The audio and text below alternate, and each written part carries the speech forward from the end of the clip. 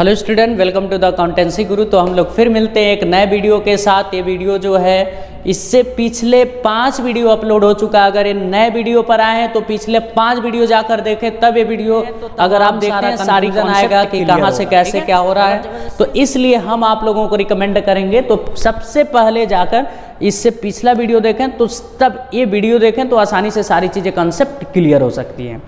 तो हम लोग फिर स्टार्ट करते हैं। आज का ये टॉपिक है इंडिविजुअली। हम बताए थे आप लोगों को कि ऑपरेटिंग, इन्वेस्टिंग, फाइनेंसिंग सारी चीज़ें बताएंगे। इससे पहले वीडियो में जो अपलोड हुआ 5th वीडियो, वो ऑपरेटिंग एक्टिविटीज़ का बहुत एक एक कॉन्सेप्ट क्लियर किए थे और कई सारे क्वेश्चन लगवा दिए थे।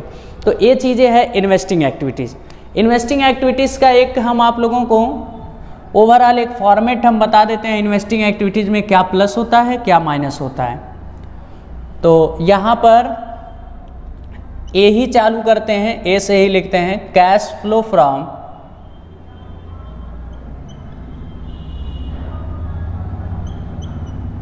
Investing activities. Cash flow from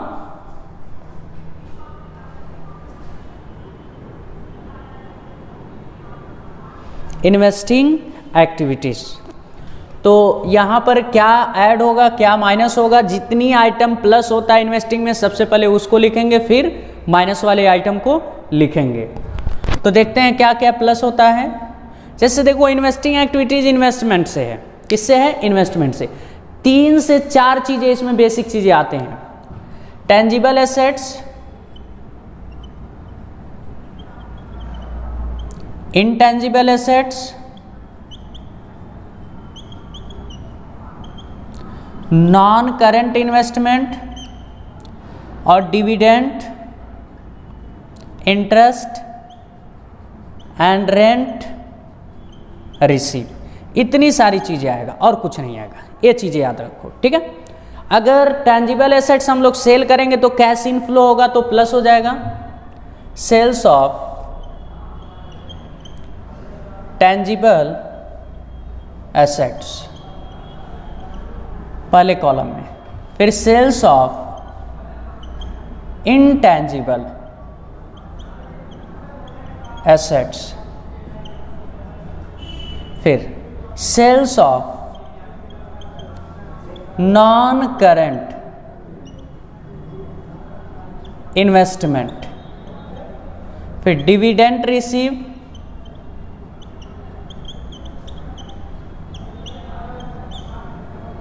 rent receive, interest receive.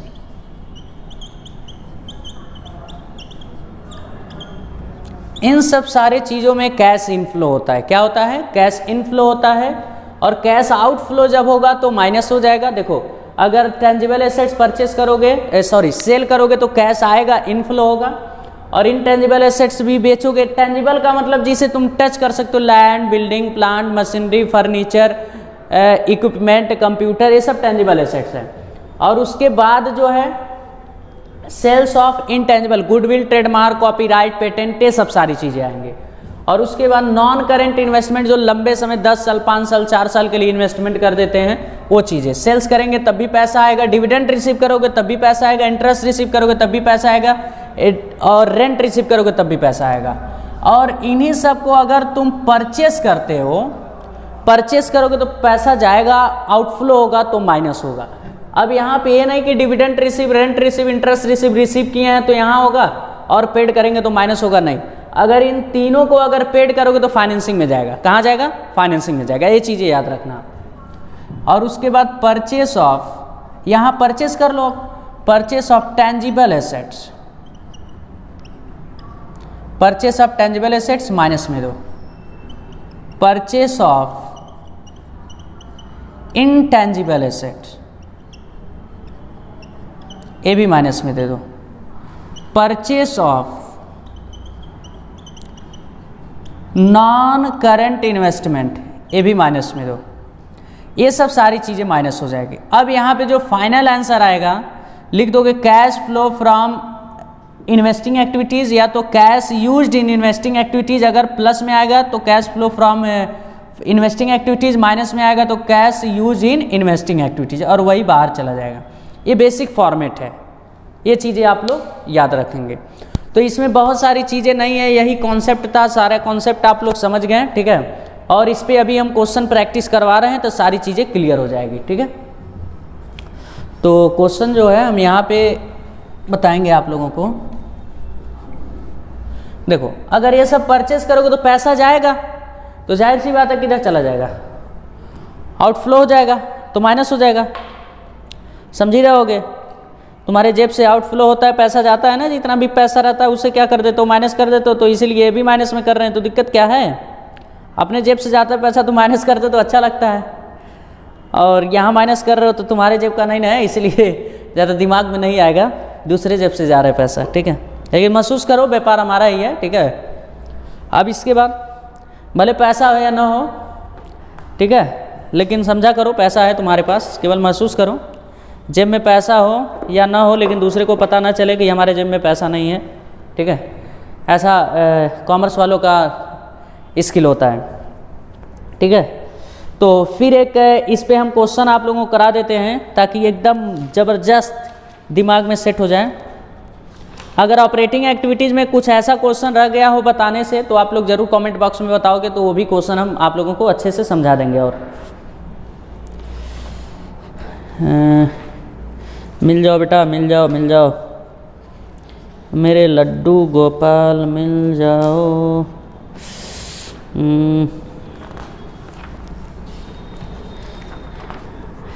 हाँ, एक हम क्वेश्चन पढ़ देते हैं, आप लोग ध्यान से देखिएगा, पढ़ देते हैं या लिख ही देते हैं, ठीक है। एक छोटा सा आप लोगों जैसा क्वेश्चन है एकदम, यहाँ लिख दे रहे हैं परचेस और यहाँ लिख दे रहे हैं सेल्स, और यह है पर्टिकुलर। लिख दिए बिल्डिंग 50,000, 70,000, मशीन नील 60,000, फिर लिख दिए मोटर 60,000 नील। अब नीचे लिख दिए एडिशनल इंफॉर्मेशन में रेंट रिसीव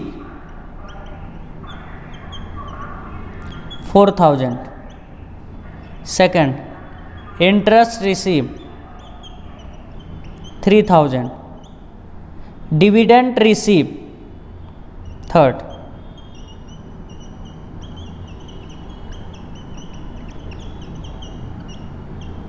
$6,000 ये है।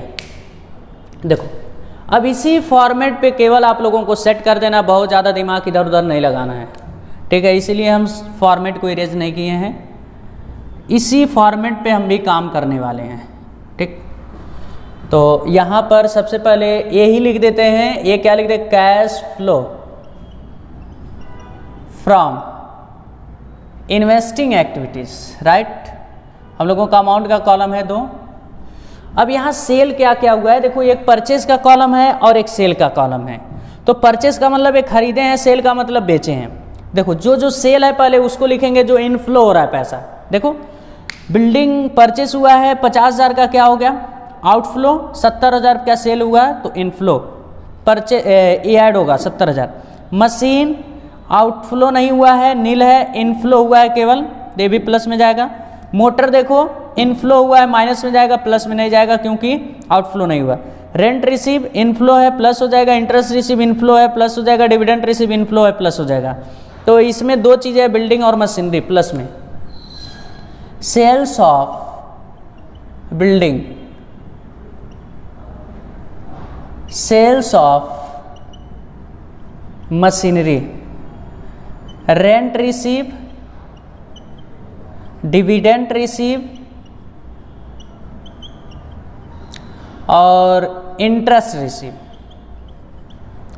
ये सब सारी चीज़ें प्लस में। देखो सेल कितना हुआ है 70,000 का, बिल्डिंग 70,000 लिख देंगे प्लस में।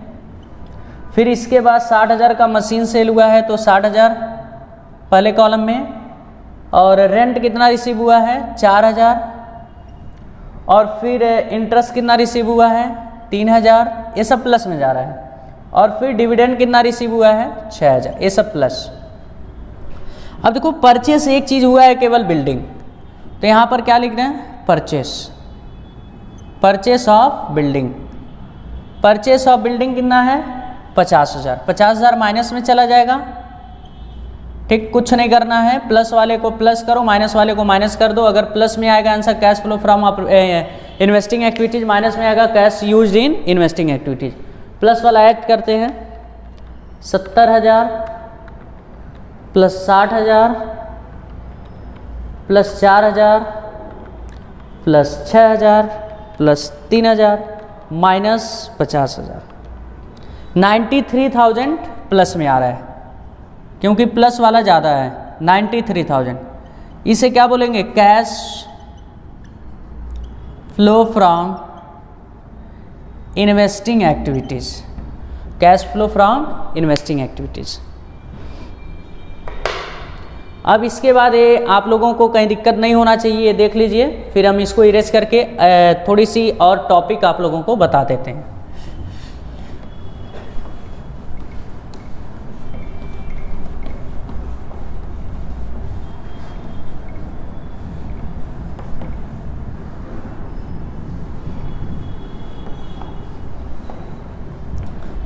देखो बेसिकली जो होते हैं हमारे पास एसेट्स 2 टाइप्स के होते हैं। डेप्रिसिएशन तो आप जानते ही हैं,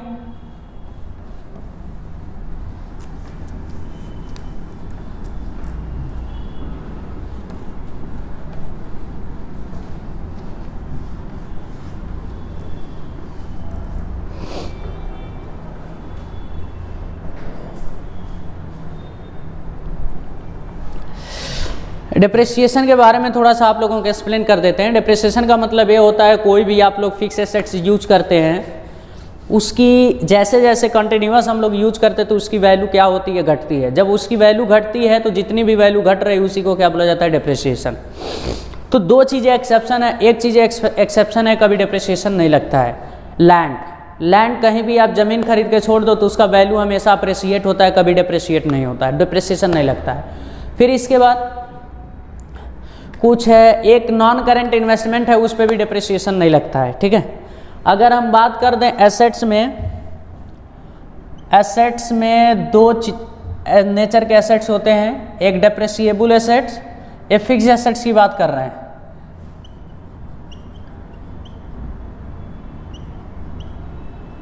डिप्रिसिएबल एसेट्स और एक होता है नॉन डिप्रिसिएबल।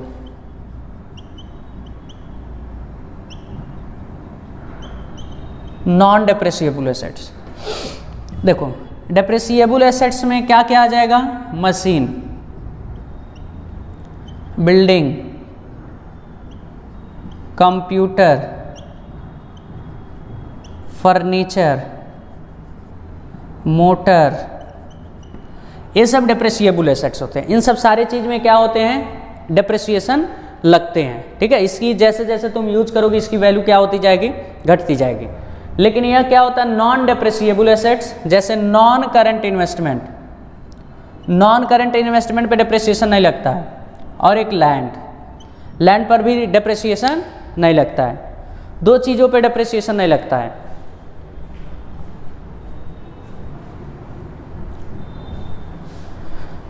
बातें समझ में आ गए? तो ये हम बातें जो किए हैं टेंजिबल एसेट्स की बात किए हैं, किसकी बात किए हैं टेंजिबल एसेट्स, ठीक है। अब थोड़ी सी हम बात कर लेते हैं इनटेंजिबल एसेट्स, ठीक है। इनटेंजिबल एसेट्स में क्या होता है,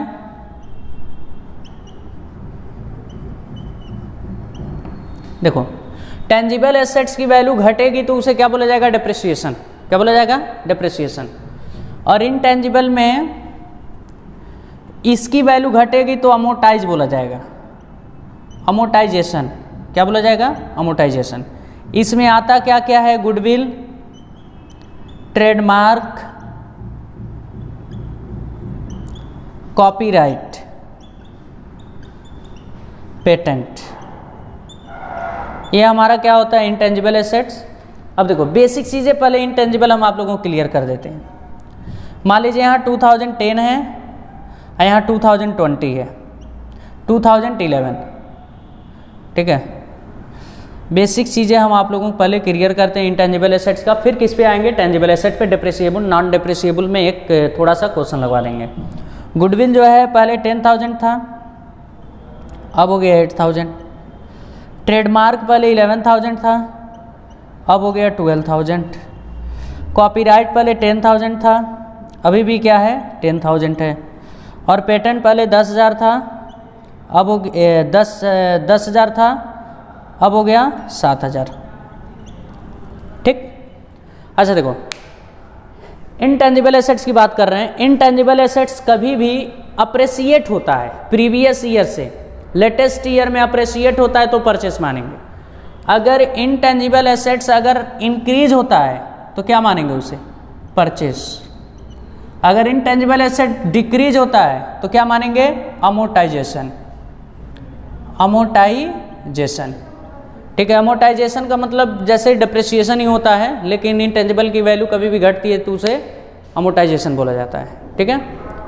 ये क्लियर है। फिर इसके बाद जो चीज़ें हैं हम आप लोगों को बता देते हैं। तो ये इनटेंजिबल एसेट्स में ये सारी चीज़ें समझ में आ गया होगा।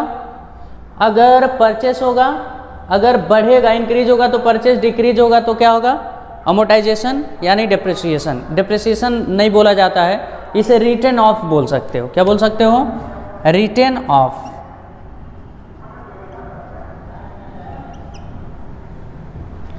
रिटर्न ऑफ बोलोगे। बातें समझ में आ गई। फिर यहाँ पे जो चीज़ें हैं इस पे आप लोगों को हम थोड़ी सी समझा देते हैं।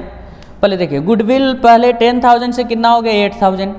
तो पहले देखो 10,000 था गुडविल हमारे पास, 2010 में कितना था 10,000 और 2011 में कितना हो गया 8,000। तो यानी 2,000 से क्या हो रहा है, बढ़ रहा है। 2,000 से क्या हो रहा है, बढ़ रहा है। तो इसे 10,000 से 8,000 हो रहा है, यानी 2,000 से क्या हो रहा है, घट रहा है। तो जब घटता है या तो बेचे होंगे अपना गुडविल, क्या होंगे, या तो बेचे होंगे और या तो उतने से कम हो गया होगा। तो बेसिक चीज़ें हैं, कभी भी अगर इनटेंजिबल एसेट्स घटता है तो उससे सेल न मानकर हम लोग क्या मानते हैं, अमोर्टाइजेशन। अमोर्टाइजेशन का मतलब return of. Return of non cash non operating item में जाके प्लस होता है। और इसके बाद ट्रेडमार्क 11,000 से 12,000 हो गया, यानी बढ़ रहा है। क्या हो रहा है, बढ़ रहा है। तो इसे क्या मान लेंगे, परचेस। परचेस कितने का हुआ, 11,000 से 12,000। तो यानी बढ़ रहा है कोई भी चीज़। हमारे पास एक मार्कर है, अगर 3 मार्कर हो गया तो यानी परचेस किए होंगे कितना, 1,000 का परचेस किए होंगे। तो परचेस हमारे इन्वेस्टिंग एक्टिविटी से क्या होता है, माइनस होता है। कॉपीराइट 10,000 से 10,000 है तो कुछ नहीं हो रहा है, ना ही अमोर्टाइज हो रहा है ना ही परचेस हो रहा है। पेटेंट 10,000 से 7,000 कितने से घटा, 3,000 से घट गया, तो इसे हम लोग क्या मान लेंगे, अमोर्टाइज मान लेंगे, राइट। ये चीज़ें आप लोगों को समझ में आ गया होगा। तो इनटेंजिबल एसेट्स अगर बढ़ेगा तो परचेस मानेंगे और घटेगा तो अमोर्टाइजेशन मानेंगे। परचेस होगा तो हमारे इन्वेस्टिंग से क्या होगा, माइनस हो जाएगा। और घटेगा तो हमारे non cash and non operating item में प्लस हो जाएगा। Non cash non operating item में प्लस हो जाएगा। तो इनटेंजिबल एसेट्स के बारे में समझ गए। इनटेंजिबल एसेट बढ़ेगा तो परचेस मानेंगे, घटेगा तो क्या मानेंगे, अमोर्टाइजेशन। अमोर्टाइजेशन क्या होगा, हमारे non cash non operating item में ऐड होगा। और इन परचेस होगा तो फाइनेंसिंग से माइनस हो जाएगा। अब आते हैं फिर टेंजिबल एसेट्स पर। टेंजिबल एसेट्स में 2 एसेट्स होते हैं, डेप्रिसिएबल और नॉन डेप्रिसिएबल। डेप्रिसिएबल का मतलब हम बताए थे जिस पर डेप्रिसिएशन लगता है, नॉन डेप्रिसिएबल का मतलब उस पर डेप्रिसिएशन नहीं लगता है। ये चीज़ें समझेंगे। देखो अब इसके बाद ये जैसे है, हम बात कर लेते हैं लैंड और इन्वेस्टमेंट की, ठीक है। लैंड और इन्वेस्टमेंट की बात कर लेते हैं। जैसे मान लीजिए 2010 है और 2011, बातें समझ में आ गई। नॉन करेंट इन्वेस्टमेंट पहले था 10,000, अब हो गया 8,000, ठीक है। और लैंड पहले था 12,000, अब हो गया 15,000। अब देखो नॉन करेंट इन्वेस्टमेंट 10,000 से 8,000 यानी घट रहा है। क्या हो रहा है, घट रहा है। तो इसे हम क्या माने, डेप्रिसिएशन माने या सेल माने। ऑफ कोर्स आपको क्या मानना पड़ेगा, सेल मानना पड़ेगा, क्योंकि नॉन डिप्रिशिएबल एसेट्स है, इस पे डिप्रिसिएशन नहीं लगता है। तो सेल कितना मानेंगे, 2000। अब देखिए लैंड 12,000 से 15,000 हो रहा है, तो ऑफ कोर्स आप लोग क्या किए होंगे, परचेस किए होंगे कितना, 3000। तो ये जब हमारा क्या हो रहा है, सेल हो रहा है, तो ये सेल हो रहा है तो हमारे क्या होगा, इन्वेस्टिंग एक्टिविटीज में प्लस होगा, और ये परचेस हो रहा है तो क्या होगा, इन्वेस्टिंग एक्टिविटी से माइनस हो जाएगा। कितना, 2000 प्लस होगा और 3000 माइनस हो जाएगा। अब इस पर आते हैं, मान लीजिए 2010 है और 2011, मशीन मान लीजिए 10,000 था तो 9,000 हो गया, बिल्डिंग था 20,000 तो 18,000 हो गया, ठीक है। कंप्यूटर था 6,000 तो हो गया 7,000, ठीक है। और ये था 10,000 और अभी भी कितना है, 10,000, ठीक। ये चीज़ें, मोटर भी मान लीजिए 5,000 था तो कितना हो गया, 6,000। अच्छा देखो, इससे रिलेटेड में ये जैसे जो कंडीशन सारी बता रहे हैं, कंडीशन तभी अप्लाई होगा, नो इन्फॉर्मेशन। जैसे क्वेश्चन में कोई अदर इन्फॉर्मेशन न दिया हो, कोई गुडविल और सॉरी हम लोगों का लैंड जो है नॉन करेंट इन्वेस्टमेंट बेचा जा रहा है, या तो डिप्रिसिएशन कुछ नहीं दिया है, तब ये सारी चीज़ें मानेंगे, ठीक है। ऐसे इंटेंजिबल में एडिशनल इन्फॉर्मेशन नहीं देगा, केवल ऐसे एक छोटा सा क्या दिया रहेगा, क्वेश्चन दिया रहेगा। ऐसे टेंजिबल एसेट से जो दिया है डिप्रिसिएबल एसेट्स में कुछ इन्फॉर्मेशन न दिया हो कि जो घट रहा है सेल मानेंगे या डिप्रिसिएशन मानेंगे, बढ़ रहा है परचेस मानेंगे कि क्या मानेंगे, कुछ नहीं इन्फॉर्मेशन दिया है, तो ये बेसिक कॉन्सेप्ट अप्लाई होगा। ये बताइए, मशीनरी 10,000 से 9,000 हो गया, तो हमारे दिमाग में उठेगा सर इसे डिप्रिसिएशन भी मान सकते हैं, सेल भी मान सकते हैं। अच्छा देखो, मशीन पे अगर यूज करते हैं, मशीन को कंटिन्यूअस अगर यूज करते हैं तो भाई उसकी वैल्यू घटती है, तो उसे क्या मान लेंगे हम लोग, डिप्रिसिएशन, राइट।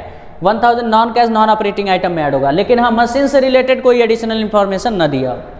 फिर इसके बाद बिल्डिंग कितना 20,000 से 18,000 हो रहा है, तो क्या हो रहा है, घट रहा है, 2,000 डिप्रिसिएशन हो गया, ठीक है। ये भी non cash non operating item में ऐड होगा। कंप्यूटर 6,000 से 7,000 यानी परचेस हुआ है, तो इन्वेस्टिंग से माइनस हो जाएगा। फिर फर्नीचर 10,000 कुछ नहीं हुआ तो इसे छोड़ देंगे, not in flow and out flow. अब इसके बाद मोटर 5,000 से 6,000 यानी परचेस हुआ है, बढ़ेगा हाँ, other information not given in question then this rule applicable, right. तो फिर इसके बाद अगर इनटेंजिबल डिप्रिसिएबल एसेट बढ़ेगा तो परचेस मानेंगे, तो घटेगा तो क्या मानेंगे, डिप्रिसिएशन मानेंगे, अदर इंफॉर्मेशन नॉट गिवन, तब ये रूल अप्लाई होगा। ये चीज़ें आप लोगों को समझ में आ गया होगा। फिर इसके बाद हाँ, लेकिन कभी कभी क्वेश्चन उठता है कि सर ये कितना है, 10,000 और इसकी वैल्यू हो गई 3,000। देखो, अगर लगता है कि ज़्यादा डिफरेंस आ गया तब उसे सेल मान सकते हो। ऐसा तो है नहीं कि 10,000 का सामान 3,000 हो गया एक साल में तो उसे पूरा डिप्रिसिएशन मानेंगे, तो ऐसा नहीं होगा। उन्होंने ऐसा होता नहीं है, कभी कभी आ जाता है। तो अगर हैवी अमाउंट अगर लगता है, कितना डिप्रिसिएशन नहीं लगता है, तो आप उसको क्या मान लोगे, सेल मान लोगे, ठीक है। तो ये चीज़ें हैं, तो आप लोग ये चीज़ें आप लोगों को समझ में आ गया होगा। डिप्रिसिएबल टेंजिबल एसेट्स में अगर बढ़ेगा तो परचेस और घटेगा तो डिप्रिसिएशन, अगर हैवी घट गया तो उसे क्या मान लेंगे, सेल। और इनटेंजिबल में बढ़ेगा तो परचेस मानेंगे, घटेगा तो क्या मानेंगे, अमोर्टाइजेशन होगा। और नॉन डिप्रिसिएबल में क्या होगा, अगर बढ़ेगा तो परचेस और घटेगा तो सेल मानेंगे। If all condition additional information not given then this rule applicable, right. ये चीज़ें आप लोगों को समझ में आ गया होगा।